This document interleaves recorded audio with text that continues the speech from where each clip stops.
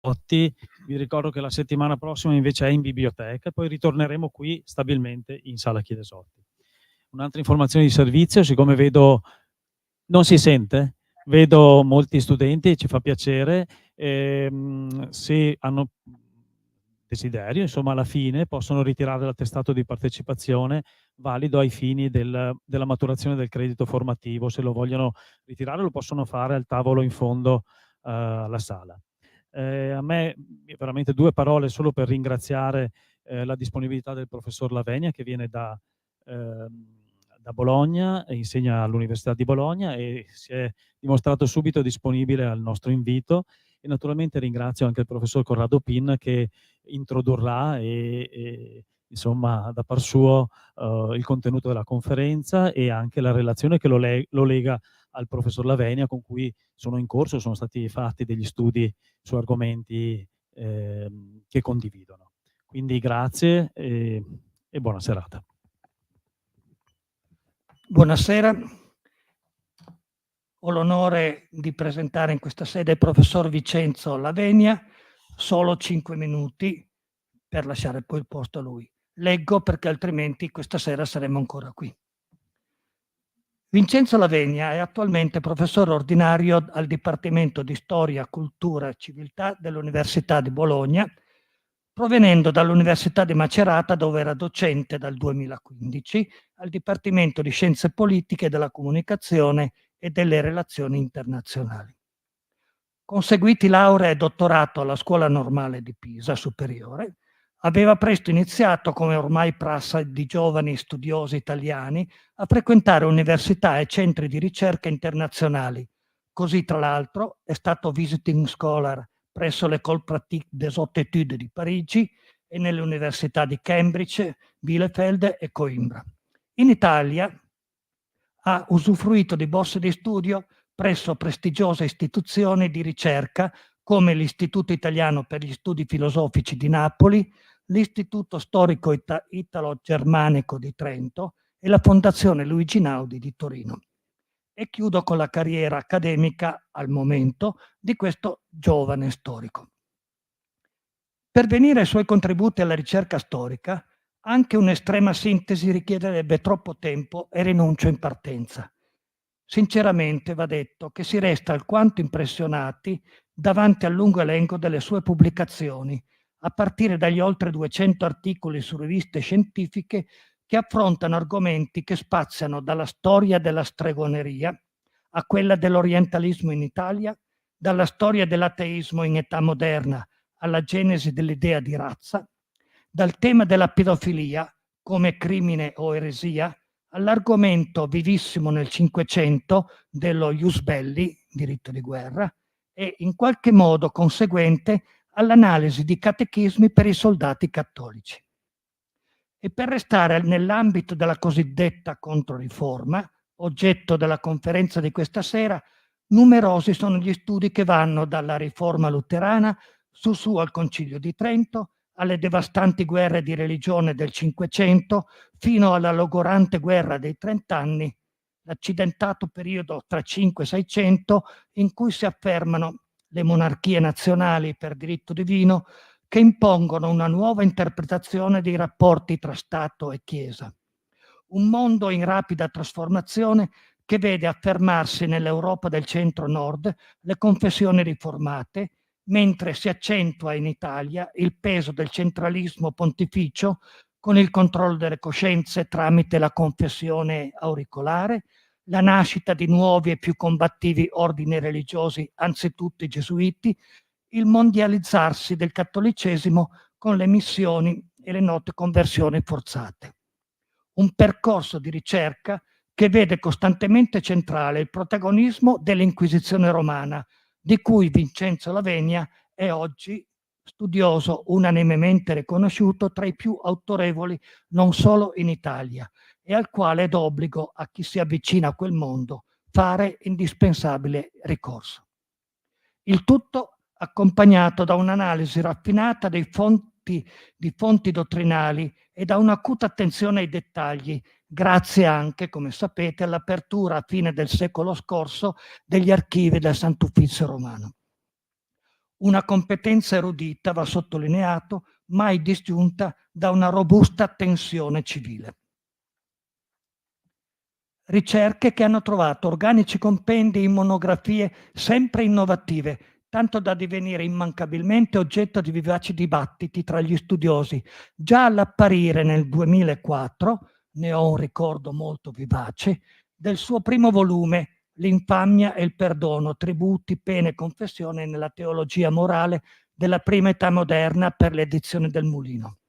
E mai passati inosservanti, benché con accoglienza meno accesa, i più recenti volumi sulla pedofilia, studiata nel contesto storico e religioso di età moderna, nel volume Un'eresia indicibile, Inquisizione e crimini contro natura in età moderna, per le edizioni Deoniane 2015, o passando ad altro stimolante settore, quello già accennato sulla guerra, giusta o ingiusta, eccetera, la vasta ricerca storica su trattati cinquecenteschi e sui catechismi per soldati, nonché sull'opera dei cappellani militari dalla prima età moderna fino alla prima guerra mondiale, con il volume Dio in uniforme, cappellani, catechesi cattolica e soldati in età moderna, per il Mulino 2017, che gli è valso il premio Paolo Prodi nel 2019. Lavori che hanno lasciato il segno, come peraltro l'ultimo, che io sappia, il volumone scritto con Chiara Petrolini e Sabina Pavone, Sacre Metamorfosi, racconti di conversione tra Roma e il mondo, Roma Viella 2022. Preziosi libri, ma non frequentati, come i 4 volumi del Dizionario storico dell'Inquisizione, pubblicato dall'edizione della Normale di Pisa nel 2010, per un totale di più di 2000 pagine, oggi disponibili gratuitamente online. Opera diretta da Adriano Prosperi, di cui però Lavegna è stato indispensabile organizzatore, oltre che autore di una quarantina di voci, come peraltro di una trentina nel dizionario biografico degli italiani, come sapete. Corro via trascurando i lavori di traduzione, la curatela di volumi di grandi collane come La storia del cristianesimo per l'editore Carocci, la redazione di riviste come Rivista Storica Italiana, ma ancor più la sua attiva partecipazione alla gestione dei fondi nazionali per la ricerca storica, con le varie sigle che vi risparmio. A Lavegna, se vuole, dire delle linee di ricerca ora in atto. A me, per concludere, non resta che l'invito a chi volesse passare un pomeriggio piacevole e un po' insolito a scorrere nel curriculum vitae online di Lavegna le centinaia di titoli della sua produzione storica. Ci troverebbe tante voci o sintagmi come stregoneria e inquisizione, la medicina dei diavoli, una teologia cattolica della guerra, i beni dell'eretico, i conti dell'inquisitore, gli ebrei e il fisco dell'inquisizione, astrologia e magia nel Rinascimento, esoterismo e miscredenza davanti all'Inquisizione, esorcismi e censura, conversioni, missioni tra 5 e 700. Un autorevole lasciapassare per la presente conferenza che mi permetto di accompagnare con un'osservazione conclusiva un po' impertinente. E la controriforma? Tra monografie e articoli quel termine non compare, e non gliel'ho anche detto in questi minuti in cui ci eravamo visti, se non una sola volta, in un volume da Lavegna curato nel 2015 per il Corriere della Sera con il titolo Riforma luterana e controriforma. Un termine volutamente evitato, la parola a Lavegna.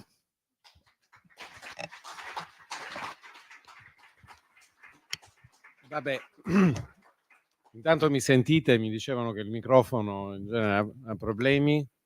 Si sente la voce? Perfetto.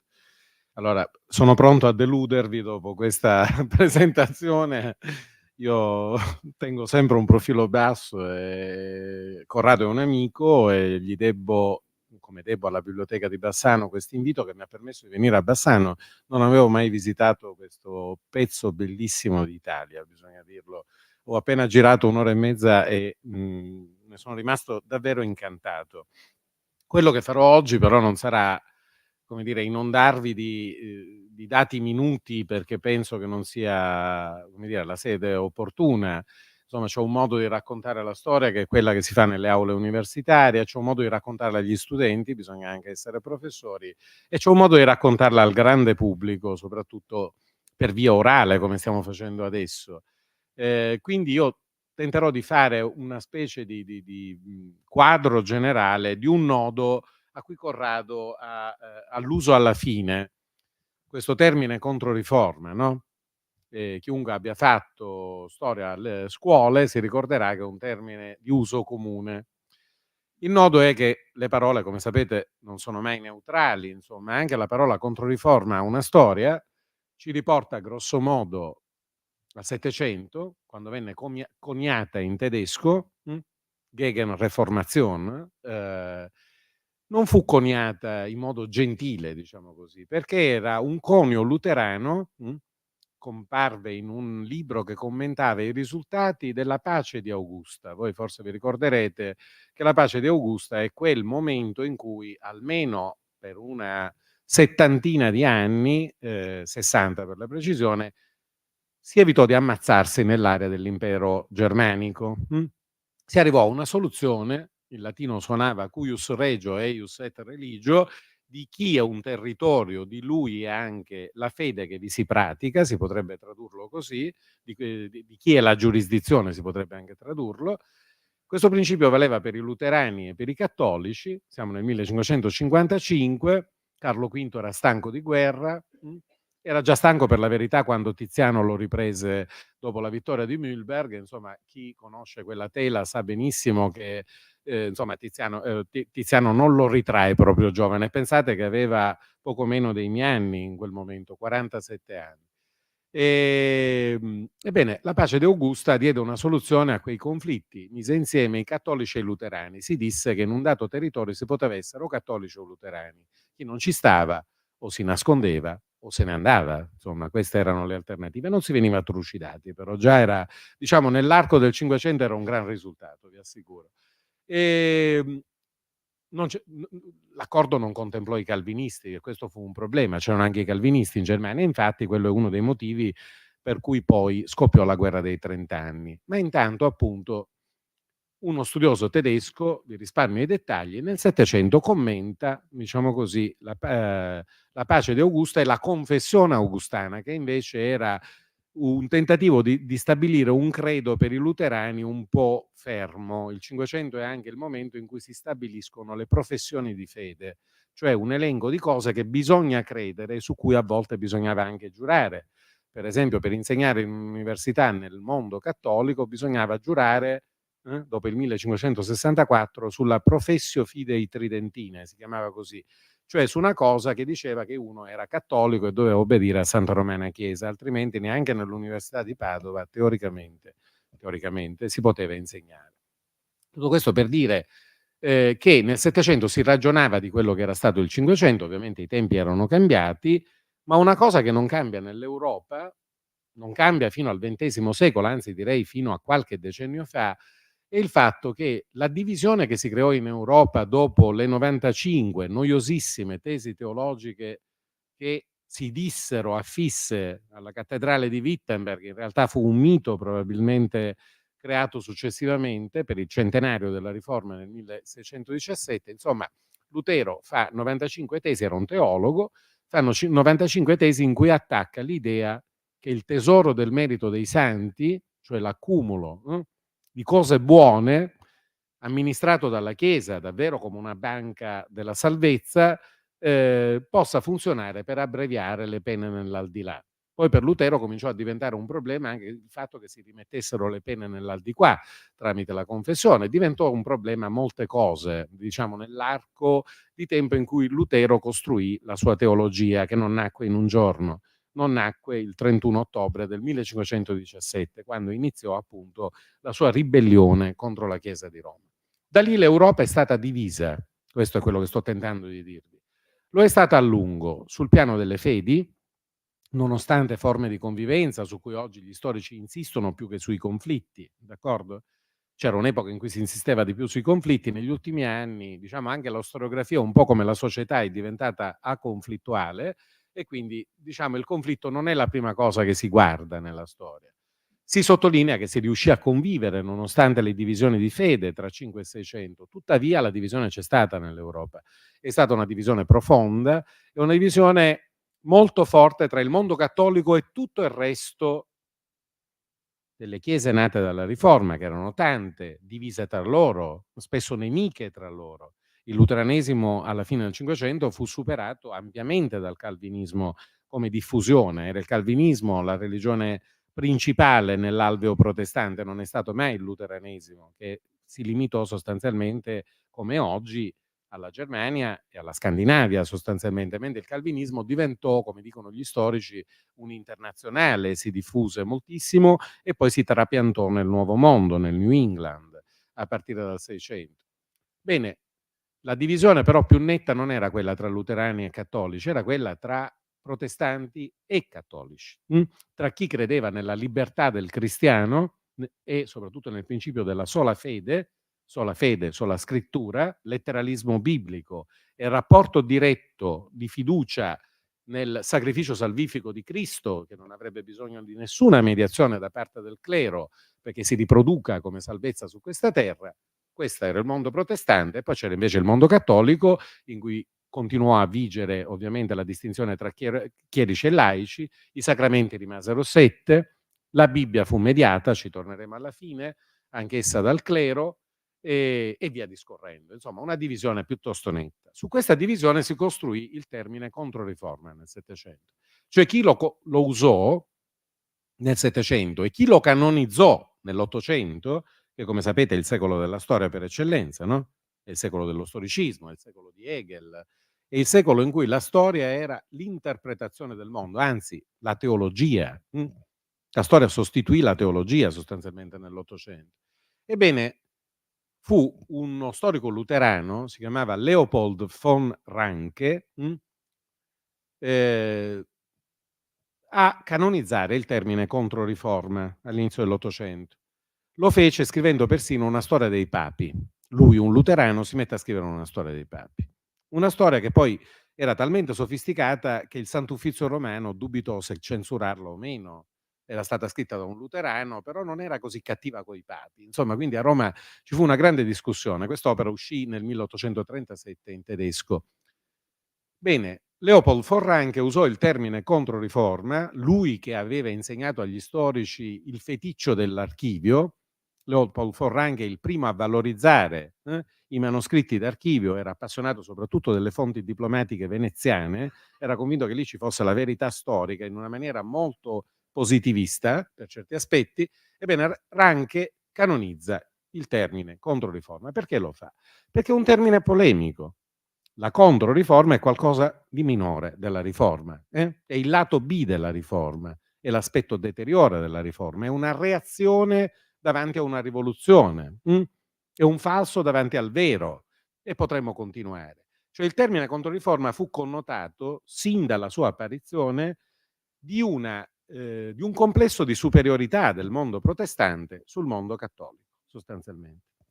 Questo complesso di superiorità si legò a ed è legato tuttora in realtà, nonostante i tempi siano cambiati, all'idea che la modernità in fondo non sia opera del mondo cattolico e mediterraneo. La modernità è opera del nord Europa, è opera dei Paesi Bassi, è opera della Germania, è opera della Svizzera, è opera della Gran Bretagna, che dal Settecento in poi diventò la potenza egemone nel mondo, d'accordo? Non prima, dal XVIII secolo in poi.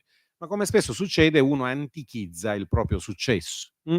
Si doveva antichizzare questo successo del nord Europa, quando si sa benissimo però che nella prima età moderna il successo arrise in realtà ai paesi cattolici. Furono il Portogallo e la Spagna, e soprattutto la Spagna imperiale a dominare l'Europa fino alla guerra dei 30 anni, e quello è il momento di collasso di 150 anni di egemonia. Era qui sotto, diciamo così, che c'era il potere e anche fino all'inizio del Seicento la parte più inventiva dell'Europa. Dopo è un'altra storia.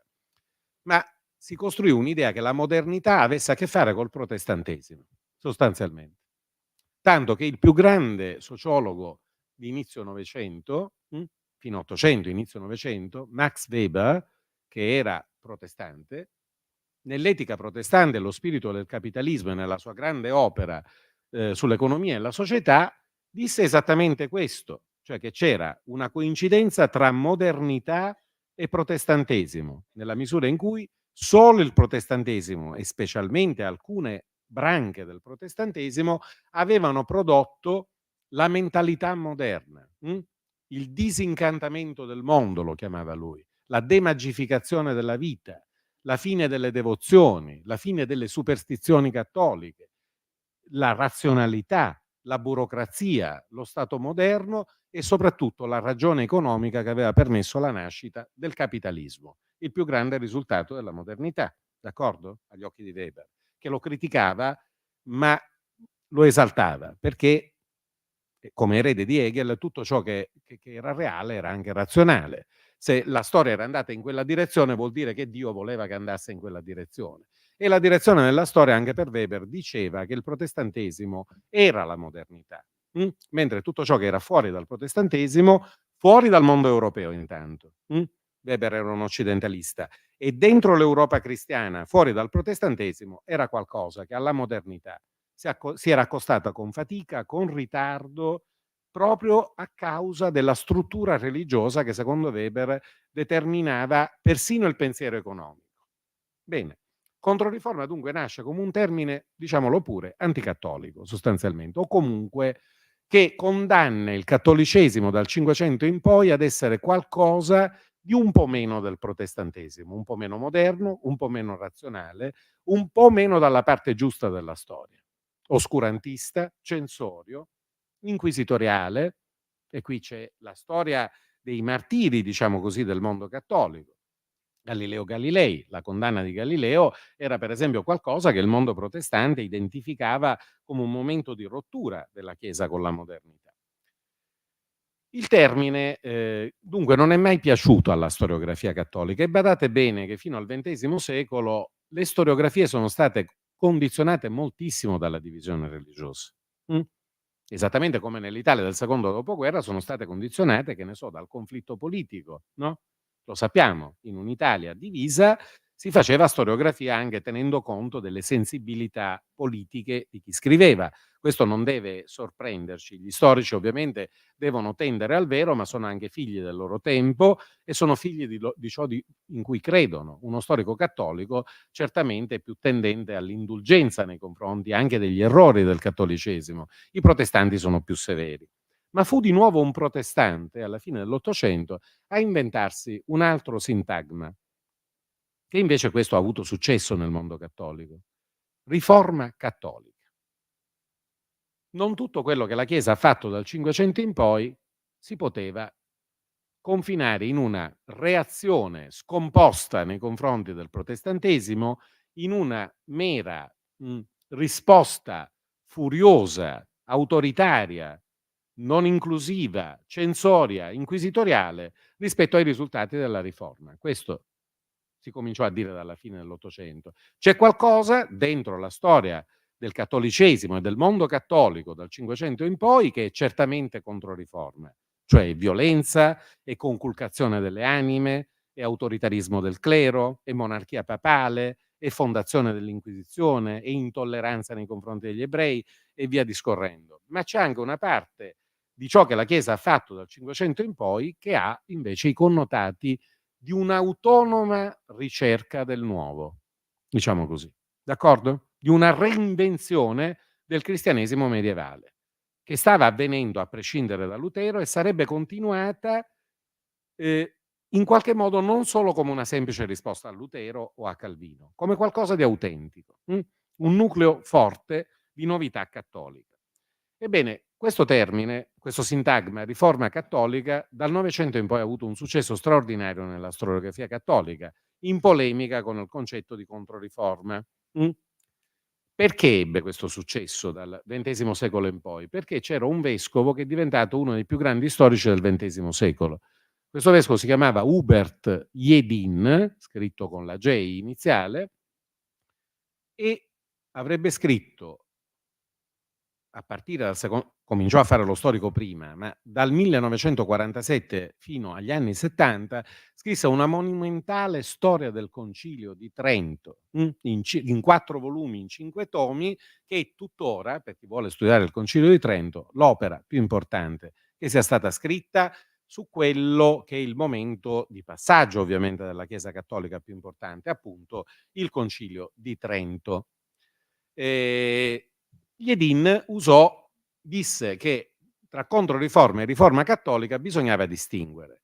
La Chiesa sicuramente aveva adottato metodi coercitivi per arginare la diffusione del protestantesimo, per difendere l'autorità degli eredi di Pietro a Roma, ma non tutto era Controriforma. C'era da stabilire un nucleo autentico della Riforma Cattolica che in qualche modo, nonostante tutta la fatica che era costata il Concilio di Trento, era precipitata almeno negli ultimi atti che chiusero il Concilio a Trento il 13 dicembre del 1563, giorno di Santa Lucia. D'accordo?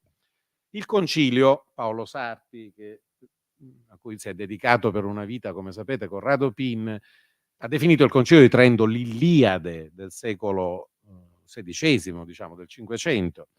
Ebbene, fu un'Iliade veramente, durò 18 anni, anche se concretamente durò sì e no 2 anni e mezzo a contarli dentro questi 18 anni. Ma certo il Concilio di Trento fu un grande risultato che Jedin esaltò nel secondo dopoguerra. E perché lo esaltò? Perché un Papa, morto Pio XII, Papa molto conservatore, che aveva, diciamo così, cristallizzato la Chiesa nel modello tridentino. La Chiesa fino all'inizio degli anni 60 era sostanzialmente la Chiesa romana, intendo, quella nata dal Concilio di Trento, né più né meno. Poi arrivò Giovanni XXIII e lì fu aria nuova, come sapete. Si convocò un concilio, la Chiesa tentò di risintonizzarsi con la modernità, di evitare di continuare a definire eretici coloro che avevano cercato un'altra strada per il cristianesimo. E dunque Jedin, con la sua opera, tentò anche, soprattutto dal 58 in poi, dall'ascesa di Giovanni XXIII come Papa e poi negli anni di Paolo VI, tentò, studiando il Concilio di Trento, di parlare anche al mondo dei suoi tempi, ovviamente, di esaltare l'operazione di aggiornamento della Chiesa attraverso il passaggio da un altro concilio, il Concilio Vaticano II. Poi è venuta un'altra stagione. Una stagione favorita per certi aspetti da quello che è stato il più importante storico del dissenso religioso del Cinquecento italiano. Si chiamava Delio Cantimori e per lunghi anni ha insegnato alla Scuola Normale di Pisa. Nel 1939 quest'uomo, che era passato dal fascismo poi all'antifascismo, scrisse un'opera fondamentale, Gli eretici italiani del Cinquecento.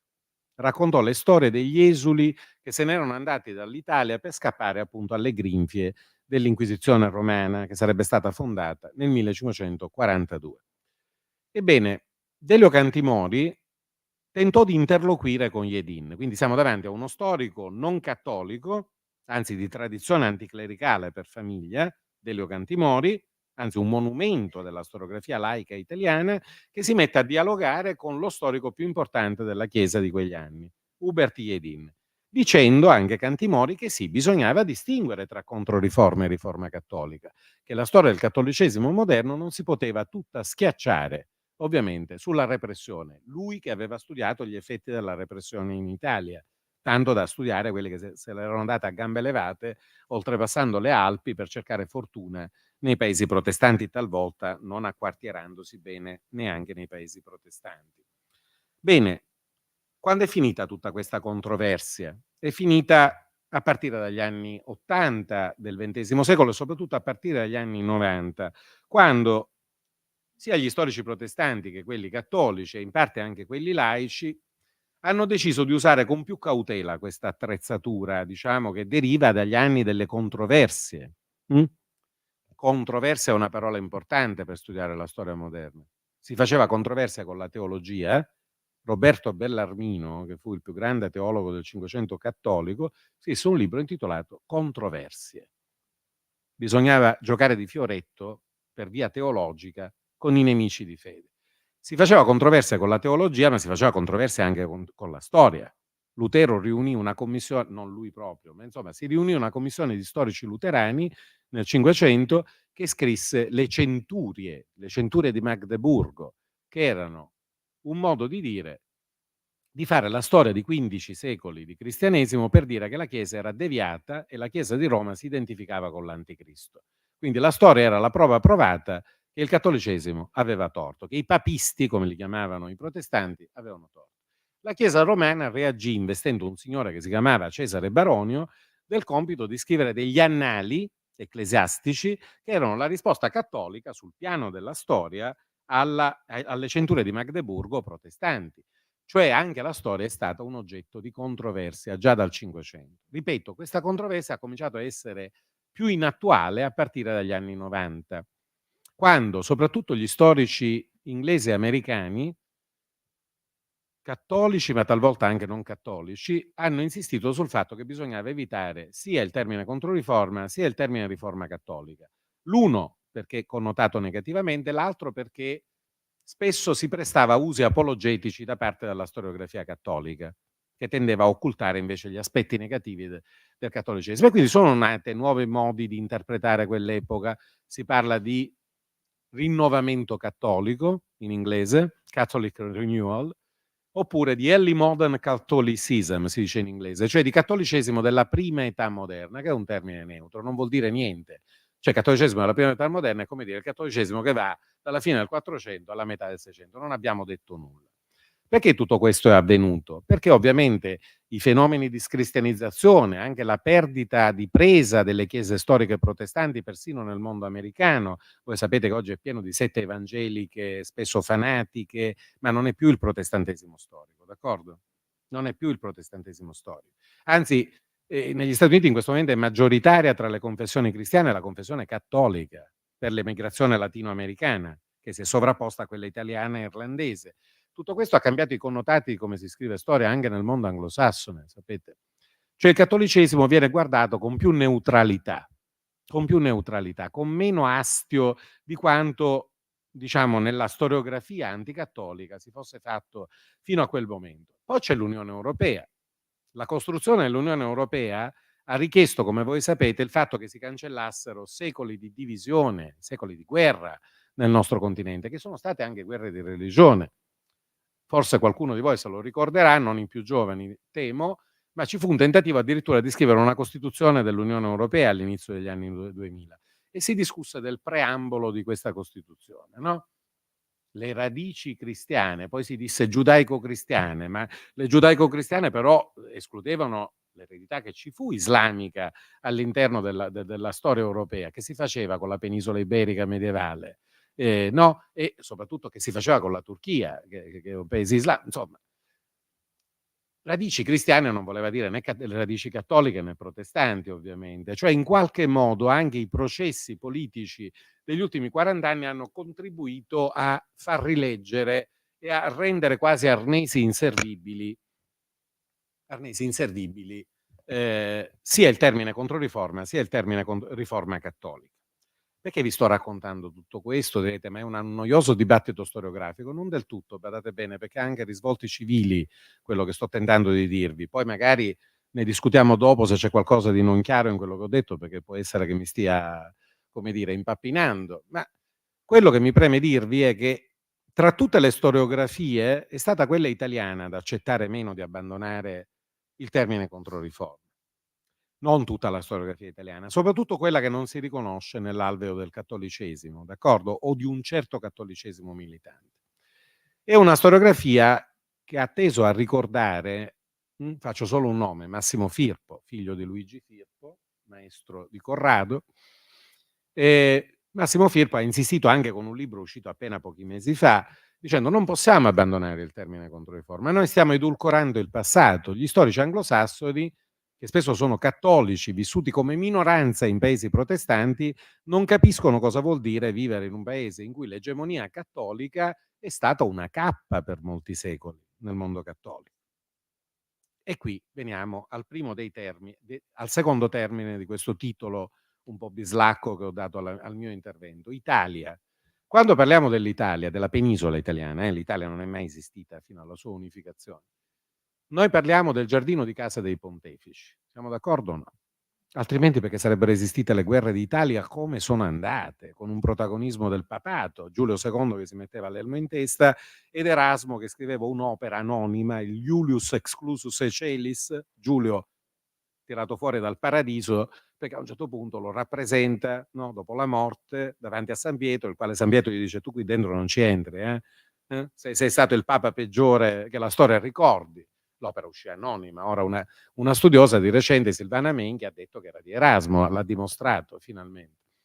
Insomma, c'era stato Giulio II, c'è stata la stagione delle guerre d'Italia, la stagione durante la quale quel genio di Niccolò Machiavelli, in alcuni passi dei discorsi sopra la prima decade di Tito Livio soprattutto, cioè i paragrafi 11 e 12 del primo libro, ma anche l'inizio del secondo libro dei discorsi e persino molti cenni pesanti nel De Principatibus, nel Principe disse che il papato era una sciagura per l'Italia sostanzialmente, perché aveva reso gli italiani senza Dio, gli aveva tolto la vera devozione, no?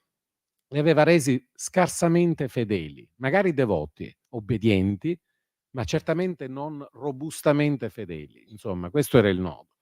Machiavelli si augurò che il papato se ne andasse addirittura dalla penisola italiana, insomma, ma insomma, non si ripeté, come sapete, nessuna Avignone, anzi il papato dal 400 in poi è stato italianissimo, Ci sono stati solo c'è stato solo un pontefice straniero che morì nel 1523 e poi Carol Wojtyla, 455 anni dopo. Quindi figuratevi se il papato non è stata una holding italiana durante l'età moderna, era la holding delle famiglie importanti dell'Italia, dei poteri italiani. Quindi l'impatto del cattolicesimo in Italia è stato un impatto particolare. Gli italiani non possono guardare con la stessa prospettiva di un inglese cattolico alla storia del cattolicesimo, non possono guardare dalla prospettiva di un irlandese con quello che ha significato la conculcazione del cattolicesimo in Irlanda, cose feroci, hanno combinato disastri, come sapete, in Irlanda gli inglesi. Bene, tutto questo per dirvi che in Italia c'è stata una resistenza ad abbandonare questo termine che è dettata proprio dalla storia del nostro paese, una storia che fu pesantemente investita dai processi di cambiamento cinquecentesco. Perché l'Italia era sì il giardino dei pontefici, anche se poi dal 1530 divenne il giardino dei pontefici e nello stesso tempo la fortezza Bastiani dell'egemonia spagnola, l'uno e l'altro, diciamo. Le guerre d'Italia finirono, già negli anni 30 finirono, e poi c'è una stagione di pace, diciamo, che dura per 170 anni sul suolo italiano, con alcune eccezioni. Il papato si sentì minacciato dalla riforma protestante, temeva di perdere soprattutto l'Italia. Tanto più che la penisola italiana, questo lo sappiamo ormai da 100 anni di studi, quasi, gli eretici italiani di Delio Cantimore del 1939, oggi siamo nel 2023, quindi sì, 85 anni di studi. Noi sappiamo che il dissenso in Italia fu più diffuso di quanto ci si possa aspettare. A partire dagli anni 20 del Cinquecento, l'Italia registra in varie aree del paese, Venezia, Vicenza, per citare un posto vicino, Milano stessa, il Piemonte non ne parliamo, fu invaso anche dalle truppe francesi in quegli anni, e poi la Toscana, Lucca, era piena di calvinisti che poi emigrarono oltre Alpe, a Lione, a Ginevra. Nelle Marche, San Ginesio, un paese in cui c'era una quantità di non cattolici impressionante. Insomma, l'Italia fu attraversata dagli anni 20 in poi da varie forme di dissenso. Non erano in prevalenza luterani e calvinisti, erano erasmiani, erano nostalgici di Savonarola, erano antitrinitari, erano anabattisti. Qui in Veneto dovettero fare carne da macello per, diciamo, all'altezza di metà del Cinquecento, per liberare, diciamo, la Repubblica di Venezia, e non solo la Repubblica di Venezia, dalla presenza di gruppi molto radicali che si erano organizzati in conventicole nascoste. E poi in Italia si rifugiò un personaggio, sarebbe lungo e complicato spiegarvi l'importanza di questo personaggio, vi dico solo chi è. Si chiamava Juan Giovanni de Valdés, non era italiano. Era uno spagnolo che a un certo punto venne accusato di essere un mistico eretico, quindi cosa fece?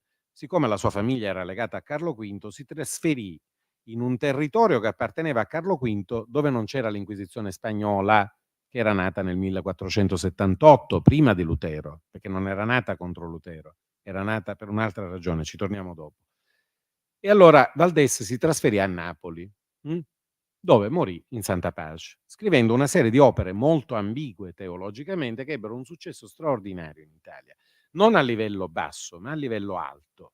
Conquistarono le élite perché era una proposta religiosa sostanzialmente per certi aspetti affine a quella del protestantesimo, molta fiducia nella misericordia di Cristo senza mediazione del clero, ma nello stesso tempo non dirompente, non chiedeva Valdés e ai suoi seguaci di rompere con la Chiesa romana ufficialmente. Chiedeva di tenere due registri, uno attendista, rispettoso delle cerimonie per i semplici, pur sapendo che molta delle cose che faceva la Chiesa andavano tolte, riformate, abolite, ma bisognava farlo col tempo, senza rotture, senza scandali, senza prese di posizione ufficiali.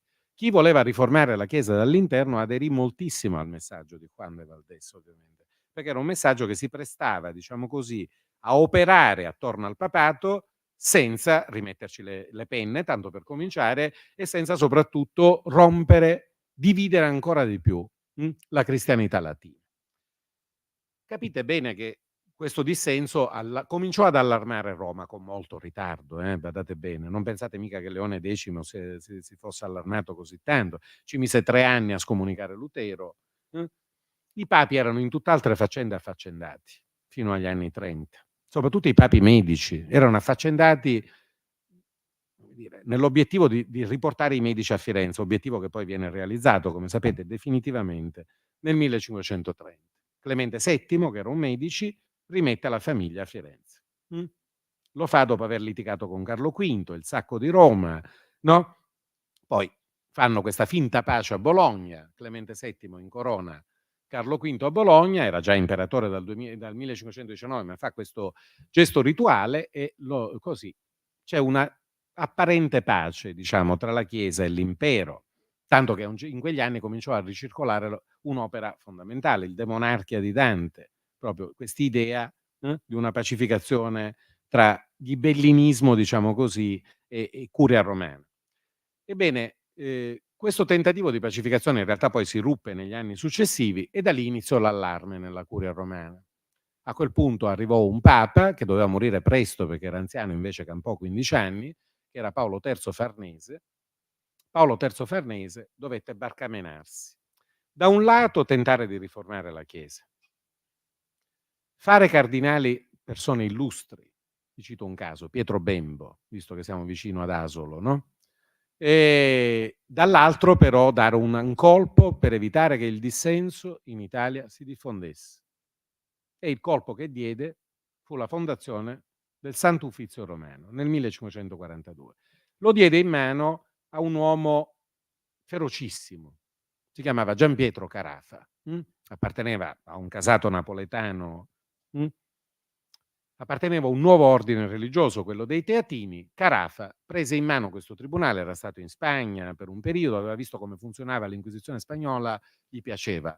L'arrosto spagnolo gli piaceva, le confische, gli arrosti spagnoli gli piacevano. Adottò quel sistema in Italia. Bisognava creare una rete centralizzata di tribunali, anche qui, attorno a una congregazione cardinalizia. Guardate bene, non è che in curia fossero tutti contenti di questa linea. Da lì in poi la spaccatura fu nettissima. C'era un partito, diciamo, inquisitoriale, d'accordo? Che avrebbe finito per prevalere poi negli anni, e ci fu un partito appoggiato da Carlo V, fatto di cardinali, vescovi, illustri letterati, seguaci di Valdés, che in qualche modo tentavano di spingere la Chiesa da un lato verso il concilio e dall'altro verso soluzioni meno autoritarie per risolvere la crisi del dissenso religioso. Questo partito intanto invocava, come voleva Carlo V, un concilio che sanasse le divisioni della cristianità senza guerra. Ma i papi non avevano nessuna intenzione di farlo questo concilio. No, traccheggiarono per anni, poi a un certo punto lo convocarono a Mantova, poi si decisero, Carlo lo voleva nell'impero germanico, in una città di lingua tedesca, lo voleva con la partecipazione dei luterani, lo voleva capace di trovare una soluzione almeno su un nodo teologico, quello della giustificazione per fede. trovare un accordo dottrinale che permettesse di superare le divisioni. A Roma non erano affatto di questa linea. I papi, anzi, avevano paura che Carlo si mangiasse tutta l'Europa, troppa potenza, soprattutto negli anni in cui Carlo vinceva anche sui campi di battaglia, il Papa faceva di tutto per boicottarlo. Fece di tutto per boicottare il concilio, fino a quando si rassegnò a convocarlo. Si rassegnò dando però uno stato alla sua famiglia. Fu creato il Ducato di Parma e Piacenza, appunto per tenere buono il Papa, il Ducato dei Farnesi. Questa città fu individuata per il concilio non in Germania, ma in una terra dell'impero germanico italiana, Trento, qui a 100 chilometri. E perché a Trento? Perché era di qua dalle Alpi, più vicina al giardino di casa dei Pontefici che a quella zona della Germania in cui all'inizio del 400 si era tenuto un concilio, il concilio di Costanza, che aveva osato dichiarare che il concilio era superiore al Papa, cosa che i papi non hanno più voluto sentire in tutta la loro storia. Il Papa è superiore ai concili, il Papa è monarca, non l'Assemblea dei Vescovi. E dunque Trento era più dominabile da Roma. Roma poi lo sconvocò questo concilio dopo averlo fatto aprire, con la scusa della peste, ma in realtà perché era timorosa della vittoria di Carlo V a Mühlberg, lo trasferì a Roma, a Bologna, scusate, lo impaludò a Bologna e poi lo fece riaprire a Trento nel 1551, lo richiuse appena possibile, davanti a un altro momento di vittoria di Carlo. Carlo poi stanco fa la pace di Augusta, a quel punto cambiano tutto, c'è un papa più disposto a ragionare con l'erede di Carlo V a Vienna, che era Ferdinando, e con l'erede di Carlo V in Spagna, che era Filippo II, e si riapre il concilio nel 1562. Questo papa era Pio IV. Ma nel frattempo Carafa però l'aveva avuta vinta. L'aveva avuta vinta perché la sua Inquisizione non solo liquidò il dissenso, cominciò a liquidare, poi avrebbe terminato un uomo che lui allevò sotto le sue diciamo, sotto la sua protezione, che era un frate piemontese, oggi è Piemonte, che era Michele Antonio Ghislieri, un frate domenicano che diventò Pio V. Pio V, anche lui sarebbe stato Papa Inquisitore. Ebbene, intanto Carafa comincia a rafforzare dopo il 1542 questa struttura.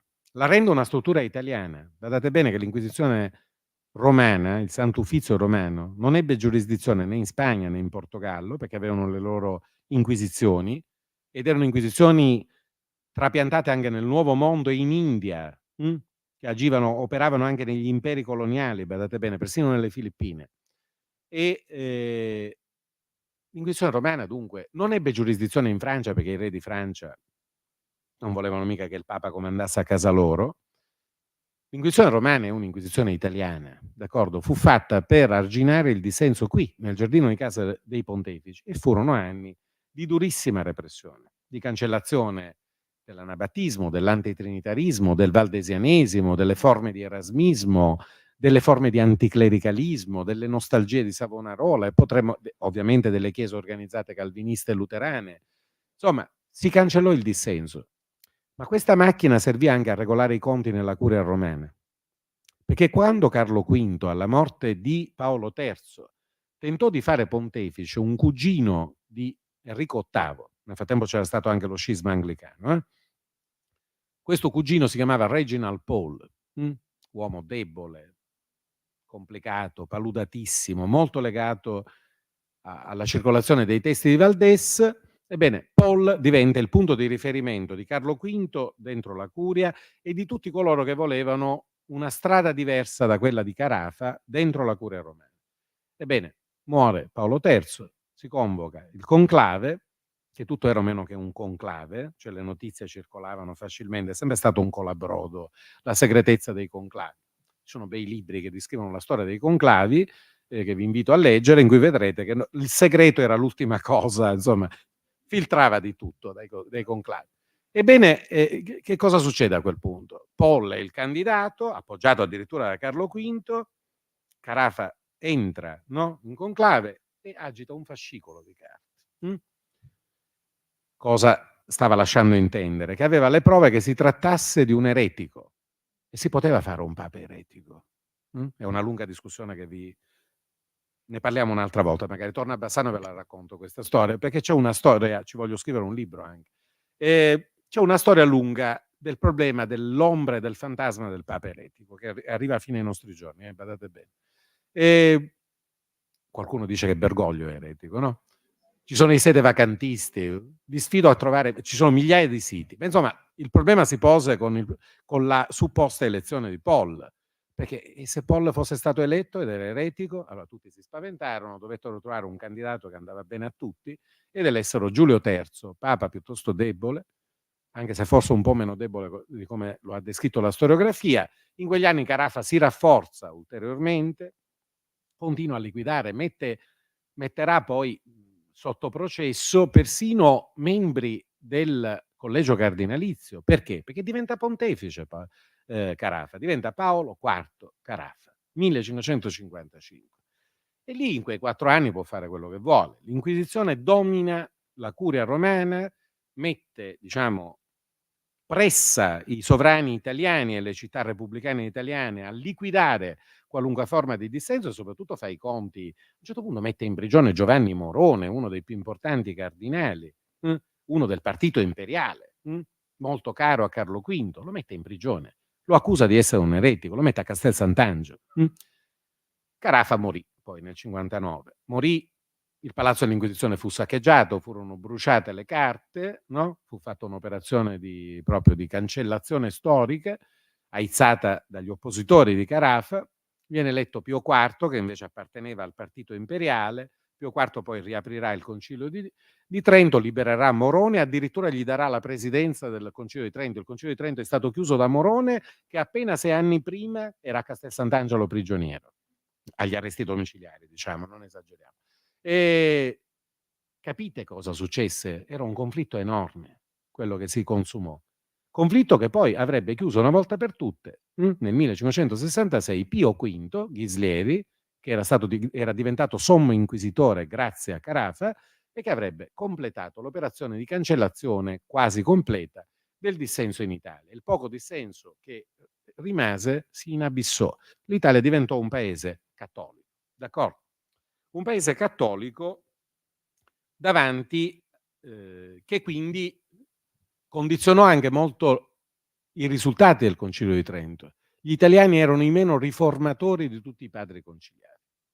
E il Concilio di Trento infatti si chiude con un successo del papato, cioè il papato che l'aveva temuto, come diceva Sarpi, alla fine l'aveva volto a suo vantaggio. Perché è vero che quel concilio rafforzò i poteri dei vescovi, ma di fatto l'applicazione del concilio fu esautorata dalla curia romana, che da lì in poi si organizzò addirittura in dicasteri, in congregazioni. D'accordo? Una era quella del Santo Uffizio, che aveva la preeminenza su tutte le altre. La curia romana, insomma, acquista un'importanza fondamentale. Certo, c'erano i vescovi. Uno addirittura divenne il modello ideale del vescovo della Controriforma, Carlo Borromeo. Lo sapete, no? Ma non furono i vescovi a guidare la reazione cattolica davanti al protestantesimo. Fu la curia e furono gli ordini religiosi, soprattutto i nuovi ordini religiosi. E qui vedete la vitalità, non solo la reazione del cattolicesimo cinquecentesco. Perché i teatini, l'ordine a cui apparteneva Carafa, i cappuccini nacquero prima, o comunque negli anni, diciamo, di emersione del luteranesimo. Ma altri ordini sarebbero nati dopo, le Orsoline, i Barnabiti, gli Oratoriani. Erano in prevalenza creazioni italiane questi ordini. Nel Cinquecento è l'Italia a produrre la maggior parte dei risultati di creazione dei nuovi ordini della Chiesa. Ordini che avrebbero applicato quella che in senso proprio è la Controriforma, no? La ricattolicizzazione, perché anche questo vuol dire Controriforma, la ricattolicizzazione dei territori imperiali durante la guerra dei 30 anni. Dopo la battaglia della Montagna Bianca, i boemi poveretti, nonostante la defenestrazione e nonostante il fatto che avevano dato la corona all'elettore palatino, la perdono alla Montagna Bianca, la guerra con gli Asburgo.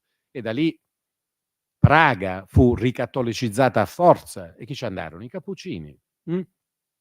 Col termine Controriforma noi intendiamo anche questo processo di ricattolicizzazione, ripeto, di alcuni territori persi nell'area dell'impero durante il picco di fortuna, diciamo così, del protestantesimo. Ve la sto facendo semplice perché è una materia molto complicata.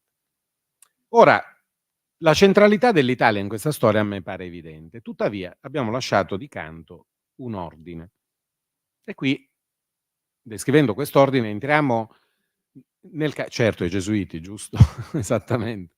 E quelli non nacquero in Italia, però.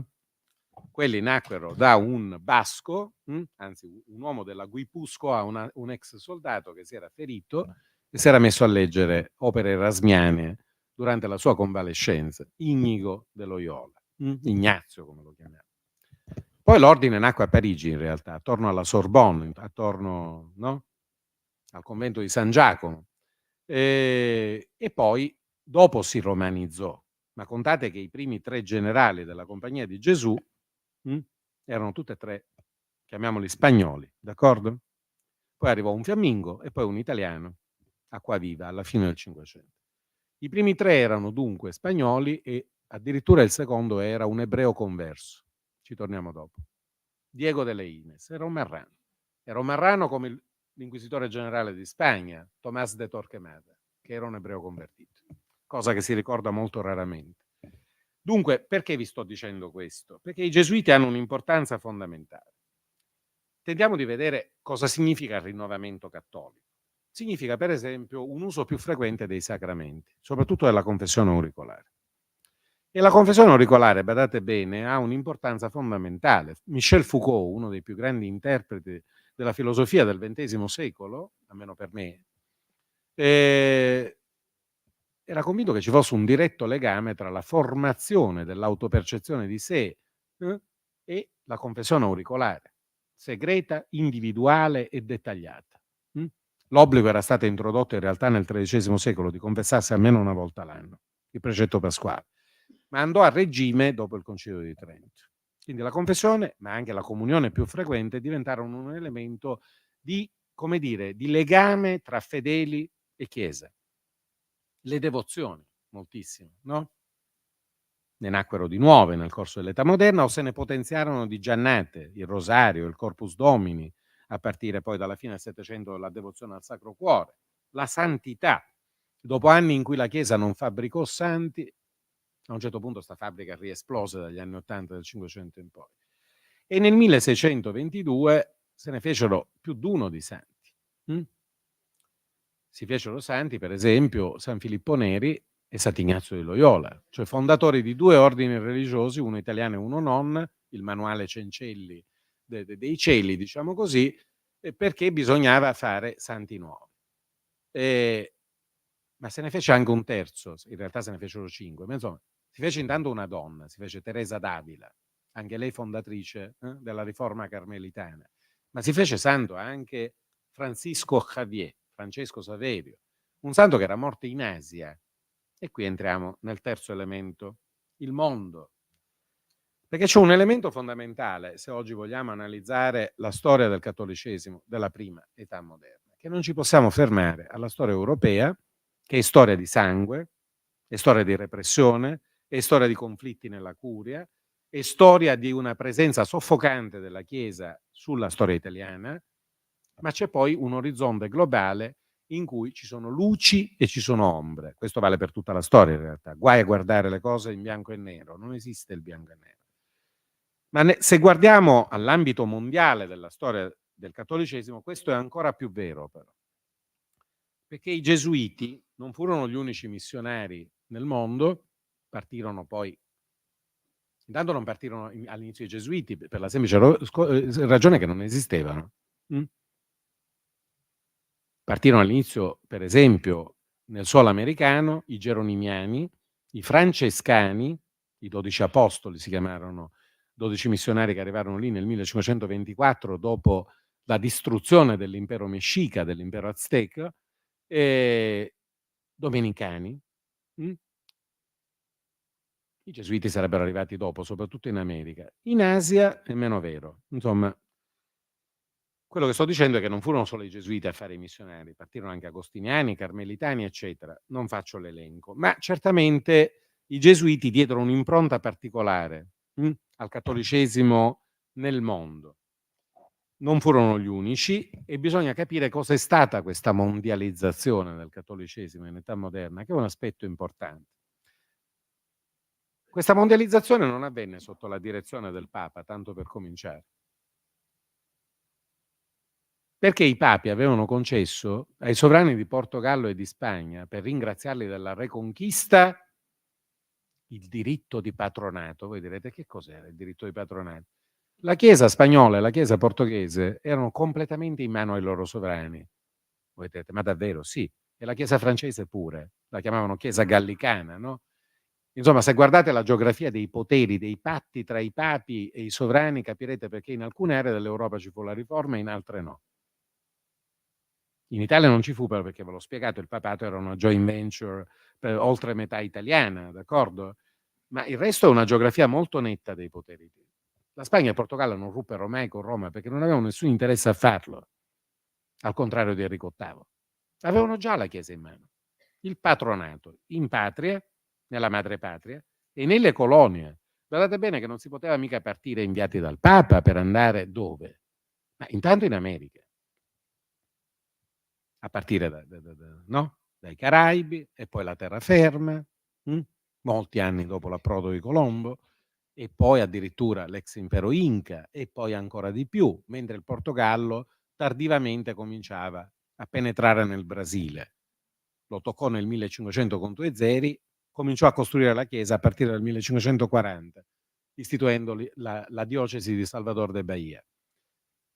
I portoghesi però non erano andati solo in America. Gli spagnoli poi dal Messico sarebbero arrivati nelle Filippine. Ma i portoghesi, che avevano iniziato prima degli spagnoli, no? Cosa avevano fatto? Avevano costruito l'Estado da India, un insieme di postazioni marittime che dovevano dominare i passaggi delle spezie e anche degli schiavi.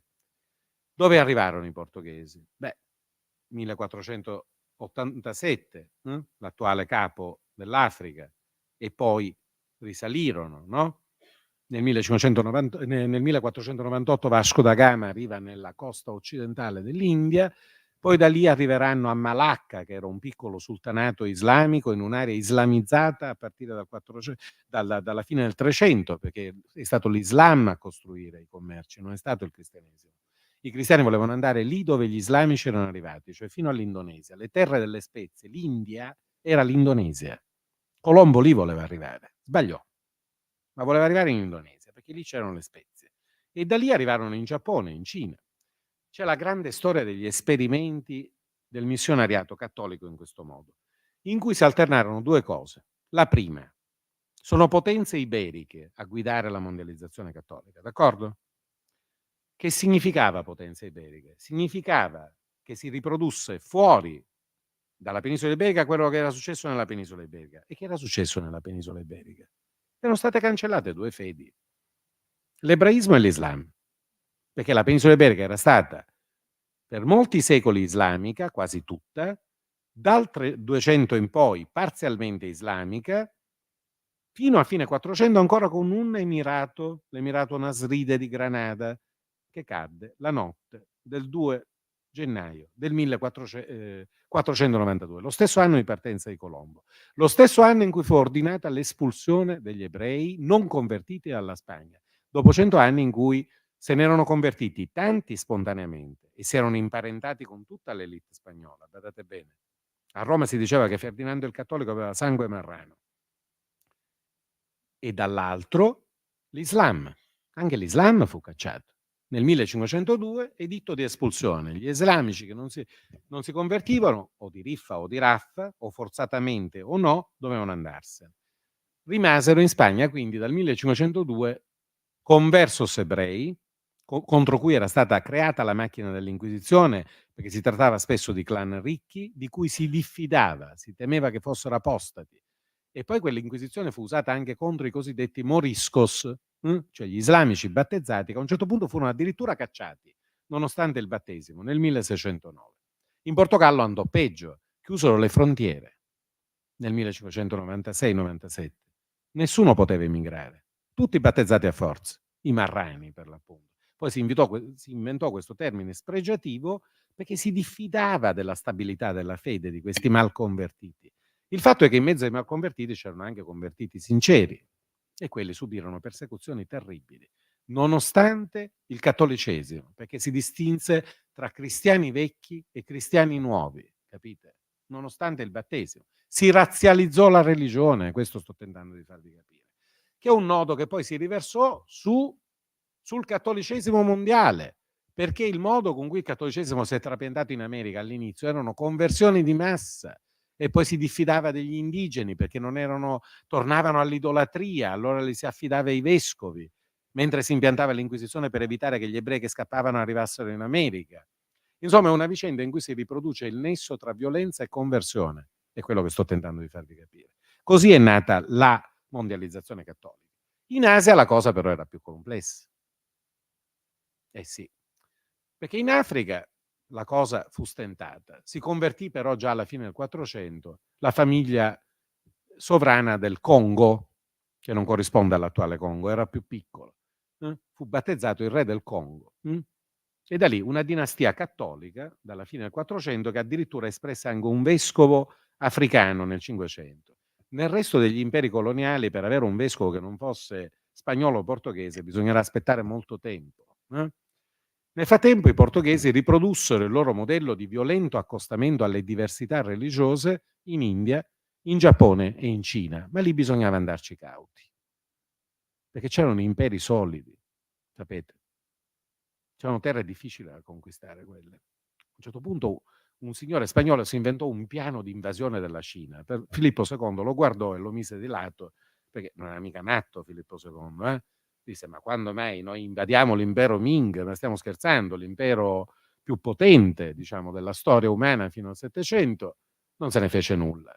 I gesuiti però aprirono la strada per il Giappone, dove invece c'era l'anarchia nel Cinquecento. C'erano i daimyo, i signori che si combattevano tra di loro. E un po' di daimyo, 3 per la precisione, appoggiarono l'ingresso dei gesuiti a Nagasaki perché gli conveniva per avere le armi da fuoco e per mettere in difficoltà i monasteri buddisti, che erano delle vere e proprie entità militari.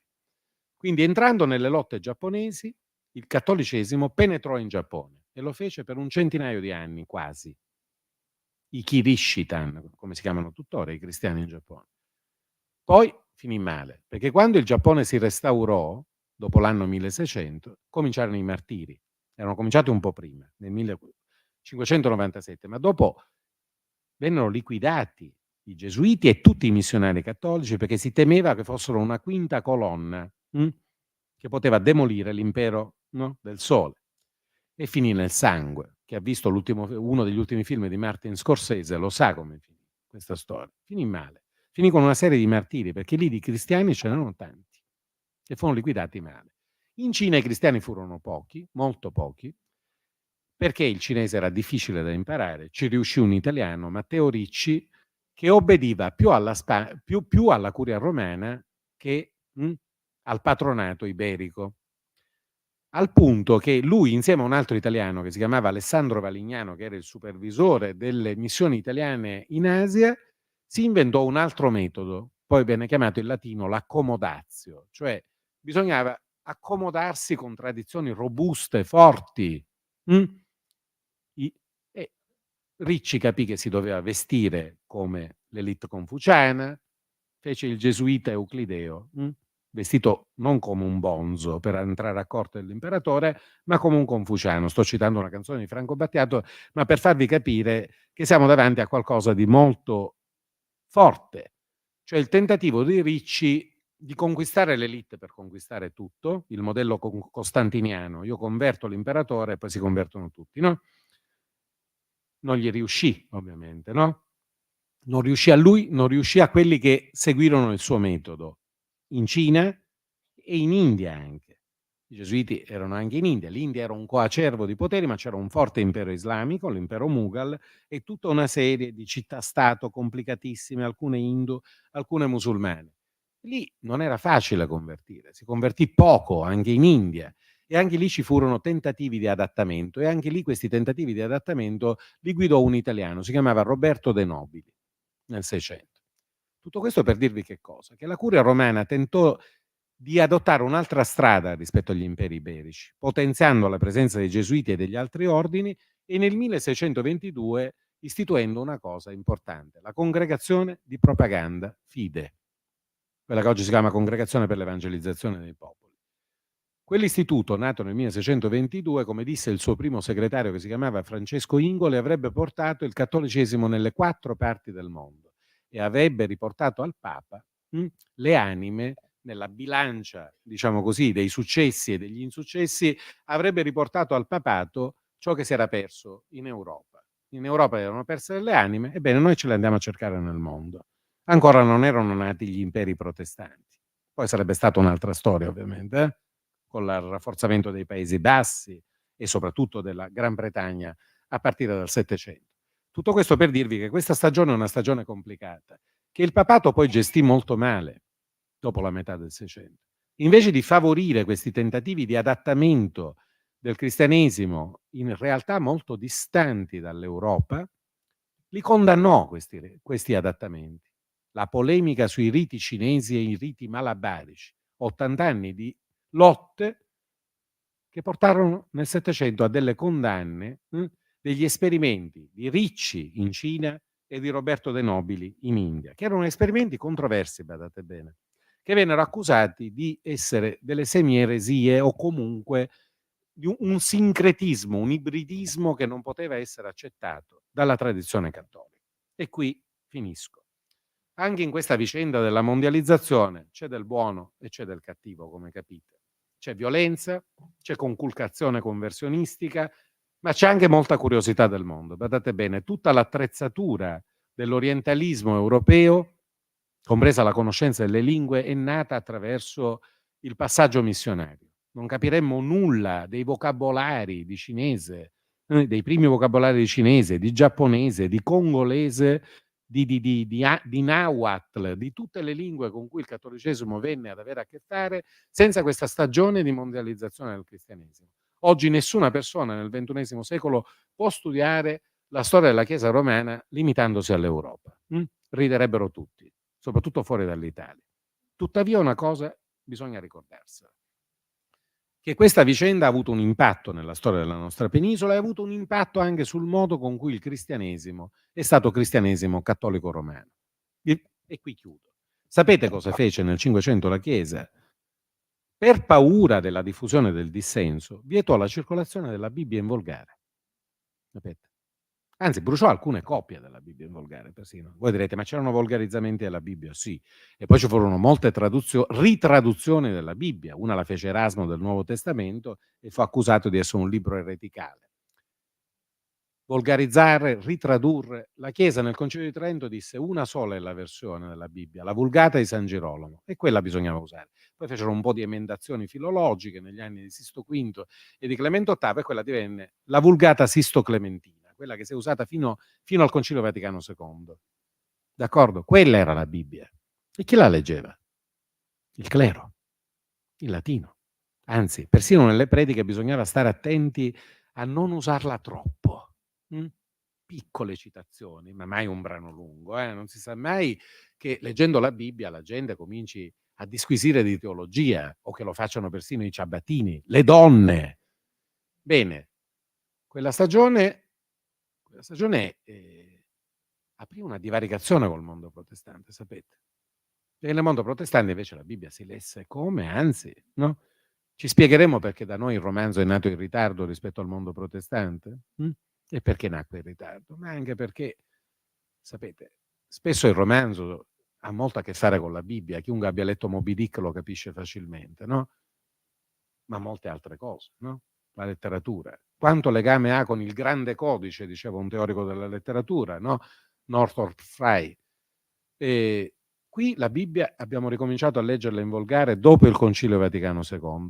Questo dà l'idea ancora più della condanna di Galileo, del tentativo di conculcare la scienza e il libero dibattito, di cosa si è perso, diciamo, nella storia della Controriforma, la vogliamo chiamare così, certamente del cattolicesimo moderno. Grazie.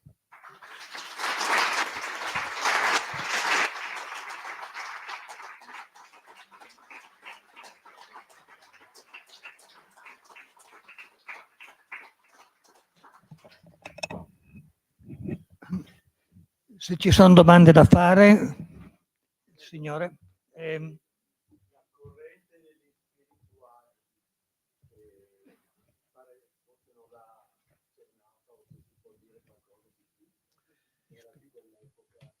sta alludendo alla corrente valdesiana, appunto.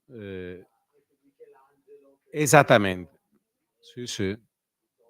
Vittoria Colonna, certamente, Gasparo Contarini, Jacopo Pontormo, per certi aspetti Bembo, persino Giovanni Morone per alcuni anni, fecero parte di questa corrente che fu molto nutrita della circolazione dei testi di Valdés. Poi Valdés sarebbe morto e a radunare, diciamo, questo gruppo molto sofisticato e molto elitario, che mai rinunciò però a un beneficio ecclesiastico, questo bisogna dirlo.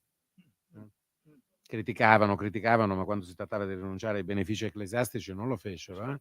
E comunque questa corte si radunò attorno a Paul, che aveva una villa a Viterbo e venne chiamata l'Ecclesia Viterbiensis a un certo punto, no? Gli spirituali dunque sono una corrente molto presente nell'elite italiana, ispirata dalla circolazione degli scritti di Juan de Valdés, che volevano una riforma anzitutto delle anime, per l'appunto, no? E soprattutto che appoggiavano il tentativo di continuare a interloquire col mondo della riforma. Tentativo che aveva dietro ragioni politiche, come vi ho spiegato. Carlo tentò fino agli anni 50 una mediazione teologica con i protestanti, Carlo V intendo, mentre i papi, Carafa e la frangia intransigente della curia boicottò questo tentativo. Dobbiamo stare attenti però a una cosa: è indubitabile che il linguaggio di Valdés per alcuni anni, per circa 15 anni, ha segnato enormemente la curia romana e la cultura di quegli anni. Gli affreschi di Pontormo a San Lorenzo erano ispirati alle opere di Valdés, non ci sono più, non ci sono più. Però l'hanno ricostruito gli storici dell'arte e anche Massimo Firpo in un libro, era un ciclo ispirato proprio agli scritti di Juan de Valdés. Michelangelo, per l'appunto, Vittoria Colonna, Giulia Gonzaga, la Isabella Bresegna, ma potremmo continuare, ripeto, è un elenco sterminato che è stato fatto più volte. Dobbiamo però stare attenti a non...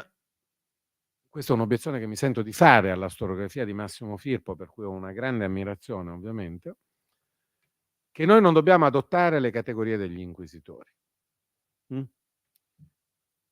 L'identificazione di quest'area interna alla Chiesa come un'area eterodossa, eretica, nemica, come una quinta colonna, l'ha operata Carafa.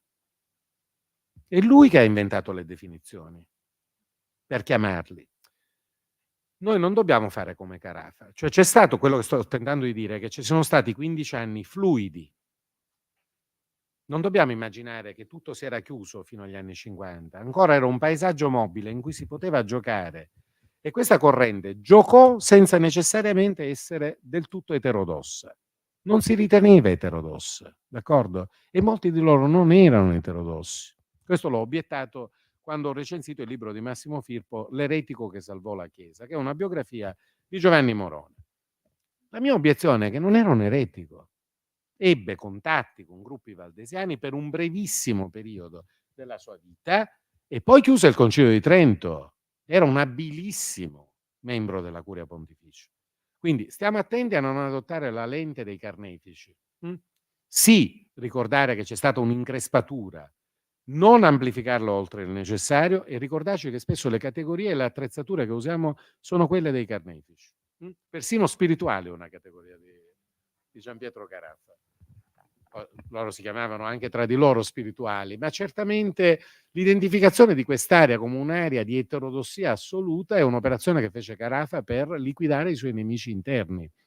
Noi dobbiamo stare attenti ad analizzare questa storia. Le increspature esistevano per la semplice ragione che siamo prima di questa chiusura, di questa cappa di piombo che vale per il mondo protestante come per quello cattolico, che planò nella cosiddetta era della confessionalizzazione, quella che gli storici chiamano l'era delle confessioni precise, la confessione augustana, la professio fidei tridentina. Ma perché si arrivasse a questo? Guardate, l'ortodossia, esattamente come l'ortoprassi, nasce dai conflitti, non nasce, a meno, come dire, di non credere che l'ortodossia sia un pacchetto definitivo, ha una storia, il modo con cui si formano i dogmi, con cui si forma l'ortoprassi sacramentale, con cui si formano le distinzioni. Quindi io penso che ancora fino agli anni 60 eravamo in anni fluidi, quindi sì, era, diciamo così, una corrente quella degli spirituali, ma non calcherei la mano sul fatto che fossero tutti eterodossi. Non so se le ho risposto.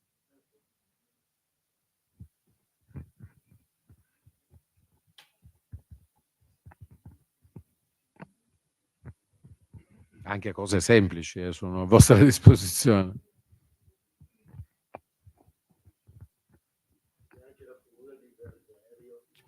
La figura di Vergerio è una figura più complicata ancora, perché lui era un vescovo come della Repubblica di Venezia, che poi se ne andò e fu un abilissimo polemista, metteva nel sacco gli inquisitori. A un certo punto fece in modo di condannare le scritture poetiche avignonesi di Petrarca e anche il Decameron di Boccaccio e moltissime opere, anche il De Monarchia di Dante, perché se Roma li condannava, a quel punto diventavano, come dire, potevano essere ascritti al fondo opposto. Sapete, non c'è cosa migliore che vietare un libro per renderlo celebre, no? Questo lo sapevano benissimo. Poi nel Settecento fu sfruttato moltissimo questa prassi, no? Di farsi mettere all'indice per vendere di più, no? Prima di Vannucci ci sono molte storie del genere, diciamo così. Se mi permettete la battuta. Dunque Vergerio cosa faceva? Segnalava le opere in modo che Roma le censurasse. A quel punto diceva: vedete, tutto il canone letterario italiano è d'accordo con noi, se la prendeva con la curia, tanto che siete costretti a censurarle. E quindi costruisce, diciamo così, una genealogia della Riforma, un pantheon della Riforma che mette insieme i migliori italiani. Era un grandissimo stratega, diciamo così. E se ne andò da Capodistria, appunto, rinunciando alle... Sì, certo. E poi c'è la vicenda di Francesco Negri, certo. C'è una vicenda di dissenso e di dibattiti che soprattutto nel 1550, ma questo non faccio in tempo a raccontarvelo qui, precipitarono tra qui e Cittadella con la morte di Francesco Spiera, no? Che fu un momento particolare che investì anche la vicenda di Paul, personale, e la vicenda di uno strano personaggio, questo siciliano come me, veniva proprio da un paese a 15 km da quello dove sono nato, che era Giorgio Siculo, che era uno strano personaggio di profeta. C'è scritto un libro bellissimo, Adriano Prosperi, che è L'eresia del libro grande, che descrive proprio come poi finì male a Ferrara di notte, questo monaco benedettino siciliano. Se non ci sono altre domande, chiudiamo. Ringraziamo l'amico Vincenzo, sperando di averlo un'altra volta più avanti. Grazie per l'attenzione.